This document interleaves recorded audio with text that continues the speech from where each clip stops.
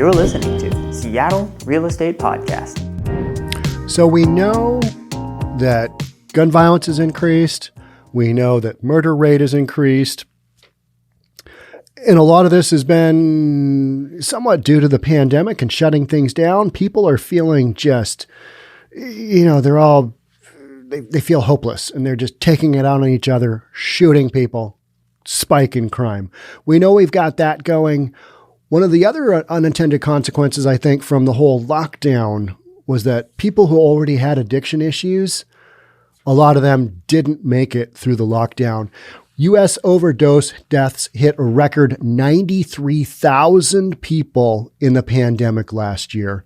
And this is one of those things where everybody's so focused on the whole coronavirus thing that they don't see everything outside of that box that impacts people as well. So if you've ever dealt with somebody trying to get into a treatment program, maybe a detox program, if you thought it was difficult pre-pandemic, I can't imagine what that was like during the pandemic, because those places are all basically, it's dormitory style housing. You pack people in, you get them their program each day. You basically keep them locked down until their bodies kick out all the toxic stuff that they're addicted to.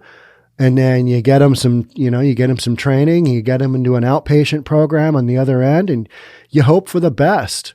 But a lot of folks, if you've got these places closed down, if they're not accepting patients, and people are getting a bunch of more money than they're used to, guess what? This is a recipe for disaster. And this is one of those topics that people are like, yeah, I know we need to do the lockdown, but there's that other stuff there. We're just going to ignore that. And let's just focus on the Rona, because that is really the hot topic in 2020 and 2021. Forget all that other stuff. Now, we're not forgetting all that other stuff here in the Seattle Real Estate Podcast. We're talking about it. All right, so let's jump on in. Before we do, if you're new here, thanks for being here. My name is Sean Reynolds. I own a couple of real estate companies, so why wouldn't I be talking about overdose deaths? And why would we talk about a topic like that on a real estate podcast?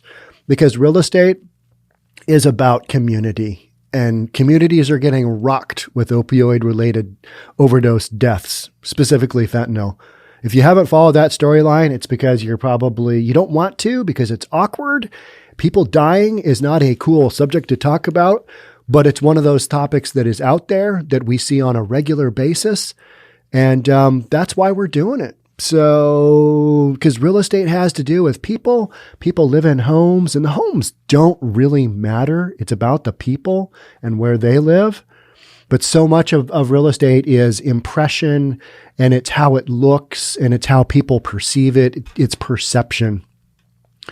And, we've got this overdose thing going on that here in Seattle, where our solution to it is, yeah, here's a clean, free needle. That's kind of what we're doing here. Here's some clean, free needles. Doesn't matter if you're underage. We're okay with that. Here's your clean, free needle.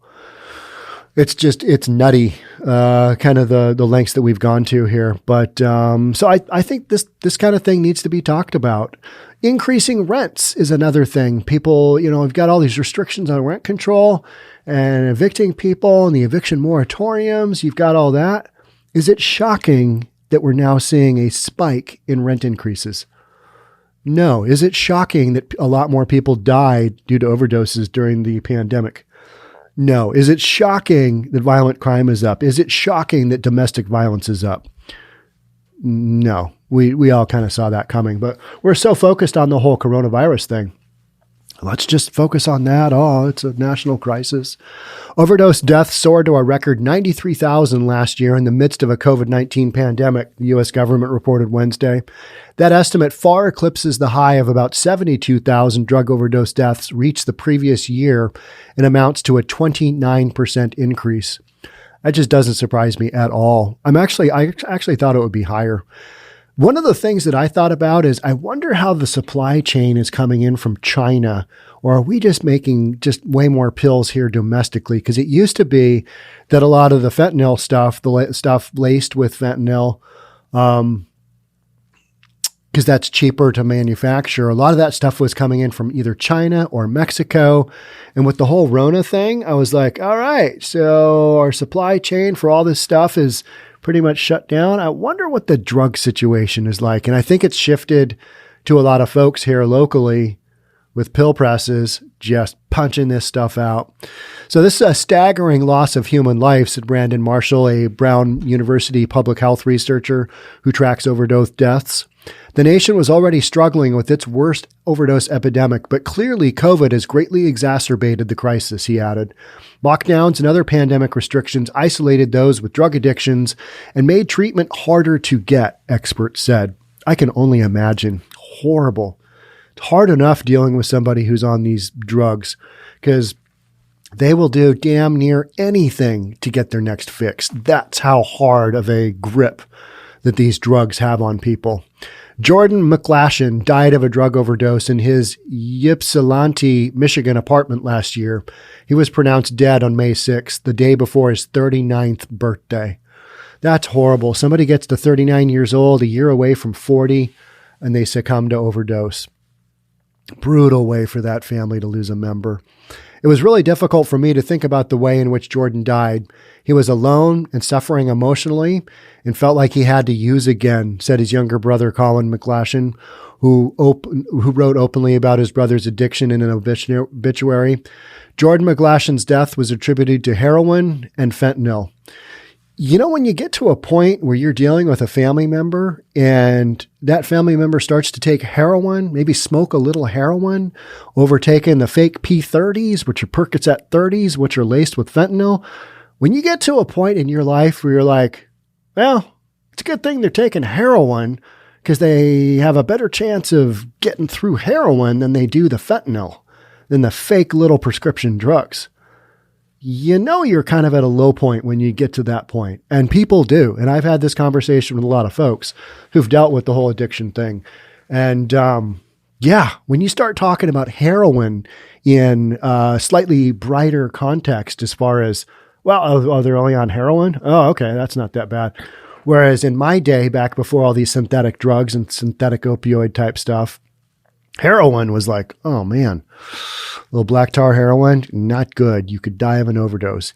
Yes, you could. However, you're much more likely to die of a fentanyl overdose, right? Something laced with fentanyl that you don't know is laced with fentanyl until it's too late. While prescription painkillers once drove the nation's overdose epidemic, they were supplanted first by heroin and then by fentanyl, a dangerously powerful opioid in recent years. Fentanyl was developed to treat intense pain from ailments like cancer, but has increasingly been sold illicitly and mixed with other drugs. It's so strong that you can cut it and you can make just a ton of drugs with it. What's really driving the surge in overdoses is this increasingly poisoned drug supply, said Shannon Monett, an associate professor of sociology at Syracuse University, who researches geographic patterns in overdoses. Nearly all of this increase in fentanyl contamination in some way, heroin is contaminated, cocaine is contaminated, methamphetamines, meth is contaminated, but fentanyl, it just takes the cake. Fentanyl was involved in more than 60% of the overdose deaths last year, CDC data suggests. There's no current evidence that more Americans started using drugs last year, Monett said. So it's not like people just resorted to drugs. Okay, I lost my job. I'm hunkered down. I'm going to go on the fentanyl run. It's people that were already on it and the impacts to their lives that the lockdown had. That's what we're talking about. Rather, the increased deaths most likely were people who had already been struggling with addiction.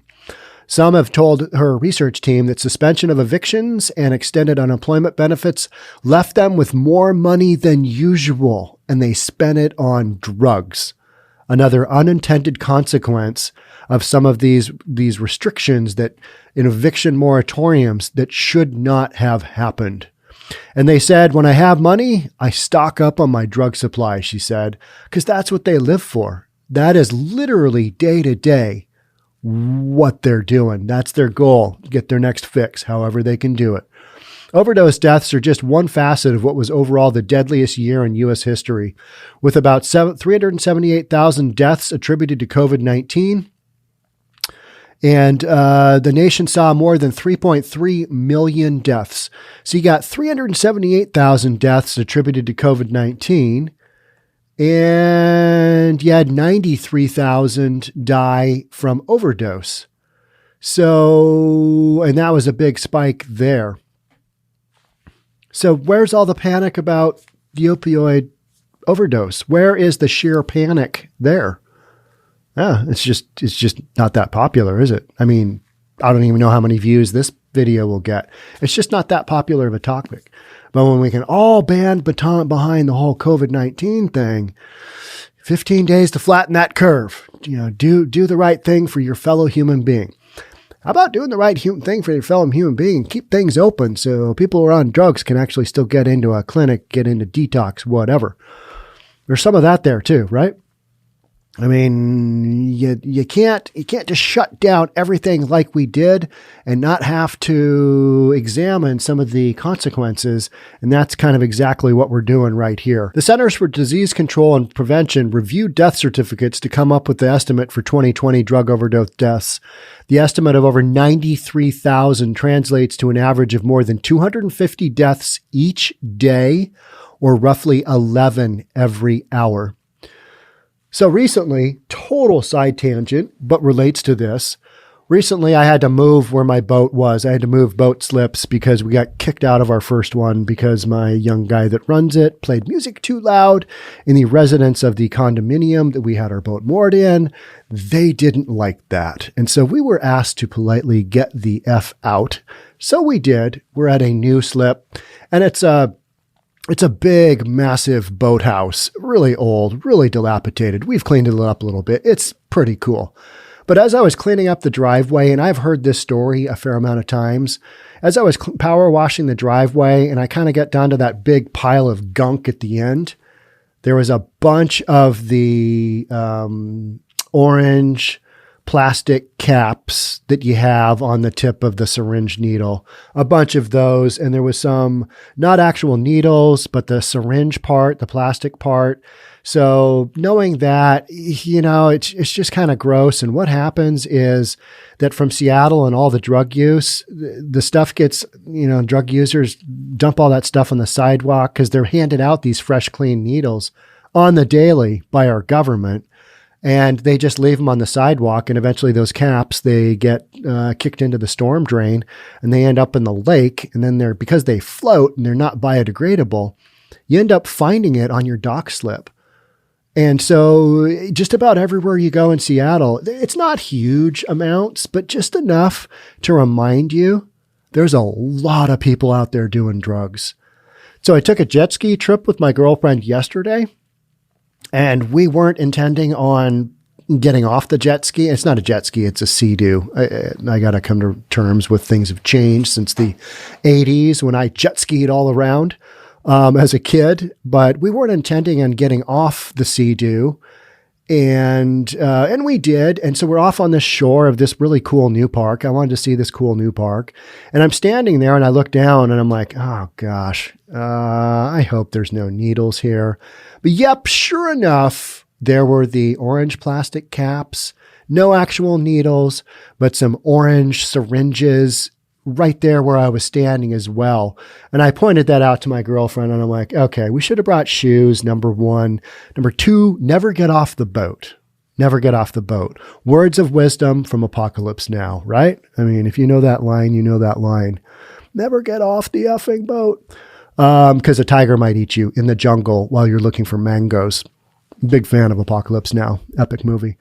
But we shouldn't have got off our Sea-Doo without shoes on, because there's a good chance that even though you've got this really pretty rock assortment with some driftwood on the shore, a little bit of seaweed in there, it's lakeweed, whatever that is, milfoil, just this really epic Seattle setting. You look down and you go, oh yeah, there's some hypodermic needle paraphernalia. There's some drug paraphernalia right by my feet. Watch where you step. So you're constantly reminded in big cities like Seattle or Portland, anywhere you walk, you can pretty much find remnants of drug use. That's how pervasive it is in today's society. And then when you just hand out needles willy-nilly, to the drug users, I mean, it's no wonder they're just part of our garbage system and you can find them anywhere. It's crazy. One storyline that I get reminded of a lot is, hey, Sean, when you got out and you walked around Denny Park that got swept a while ago, and you got out of your car, did you plant that dirty hypodermic needle right outside your car? And I'm like, no, it was pouring rain. And I showed how badly it was pouring rain. And I literally got out. I'm like, all right, yeah, there's a needle, fully loaded needle right there. It was ready to roll. Wasn't fully loaded, didn't have the drugs in it, but you get my idea. It was ready to roll. And you're like, oh, okay, yep, we've had some drug use here. More historical context. According to the CDC, there were fewer than 7,200 total U.S. overdose deaths reported in 1970 when a heroin epidemic was raging in U.S. cities.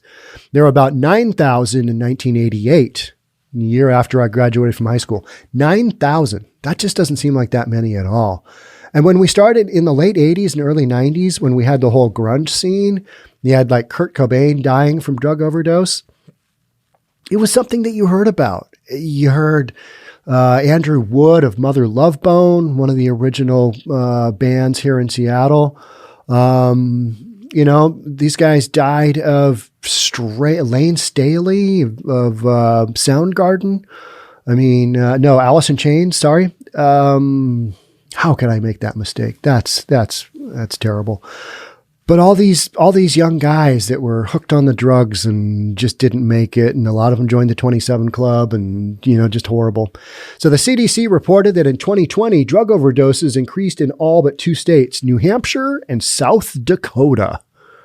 I'm not sure what's going on there, but Kentucky's overdose count rose 50.4% last year. Have you watched any of this stuff on YouTube about the people in the hills in Kentucky? Meth there is just crazy. So Kentucky's overdose count rose 54% last year to more than 2,100, up from under 1,400 the year before, because they just have a small population, right? There are also large increases in South Carolina, West Virginia, and California. Vermont had the largest jump of about 58%, but smaller numbers, 118 to 186. The proliferation of fentanyl is one reason some experts do not expect any substantial decline in drug overdoses deaths this year. It's going to keep going. Though national figures are not yet available, there is data emerging for some states that seems to support their pessimism. Rhode Island, for example, reported 34 overdose deaths in January and 37 in February, the most for those months in at least 5 years. For Colin McLashan, last year was an incredibly dark time that began in January with the cancer death of the family's beloved patriarch. Their father's death sent his musician brother Jordan into a tailspin, McLashan said. Someone can be doing really well for so long and then in a flash deteriorate, he said. Then came the pandemic. Jordan lost his job. It was kind of a final descent. And then he lost his life to essentially addiction and had an overdose and overwhelmed his heart. And he probably it shut him down. And that is horrible, horrible for the family and everybody else. And for that young man at age 39, lot of life ahead of him. And yet, what do you say? Terrible. It's awful. So if you or a family member are struggling with a fentanyl addiction, there are a lot of resources out there that can be had. You can get into state programs, get people into detox, especially if they're on state insurance. You can make it happen. It's harder to do. It's much easier if you have insurance money. Money makes that system go round, if you know what I mean. But it can be done. You can do it. I've seen a lot of folks do it. But people have to want to get better. They have to want to get off this stuff. And a lot of people just don't want to, because it means then they got to deal with a lot of other pain and heartache that probably got them into, why they're doing drugs like this in the first place. It's a brutal, brutal scenario. And the numbers don't surprise me that they've increased with the whole lockdown. During the whole pandemic, with people locked down, whatever they've got going on in their head gets exacerbated because they're not able to go out and do normal things they would normally do. They're not able to interact with family, friends, Talk about, 12-step programs having a tough time. You can no longer meet in those groups. You know what I mean? So you do it all online. Not exactly the same. If you're sitting at home struggling with do I use or not, sitting at home, on a Zoom meeting, if that's the best you can do, then, you got to do what you got to do. But man, I really feel for those people. It's a tough deal. So 93,000 people died from overdose deaths in the U.S. A lot of people died of coronavirus too. But here on the Seattle Real Estate Podcast, we're kind of looking at some of the other impacts of things that are now emerging and rearing their ugly head due to the lockdowns, due to what I kind of consider stuff that didn't need to happen, but it did. And here we are. So I'm not afraid to talk about these subjects. I know they're difficult subjects, but why shouldn't a real estate guy talk about them? I mean, it's important stuff. It's important stuff to the communities it's happening to. It's important stuff to the family members it's happening to. So I think people need to be aware, and that there are programs out there that can be taken advantage of, but people got to want to do it. And oftentimes they don't get that chance, like this 39-year-old guy. He didn't get that chance to go to detox, get off this stuff and lead a productive life. He's no longer with us, and that's really sad. So on that really sad ending note, I'm going to end this podcast. Yeah, what can you say? It's a brutal one. And if you're struggling out there with these addictions, I wish you the very best, and know that there is help out there, and take advantage of that help so that this kind of thing doesn't happen to you or your family. I'm Sean Reynolds from Summit Properties Northwest, Reynolds & Kline Appraisal. Thanks for tuning into this episode of the Seattle Real Estate Podcast. I'll catch up with you soon. Bye.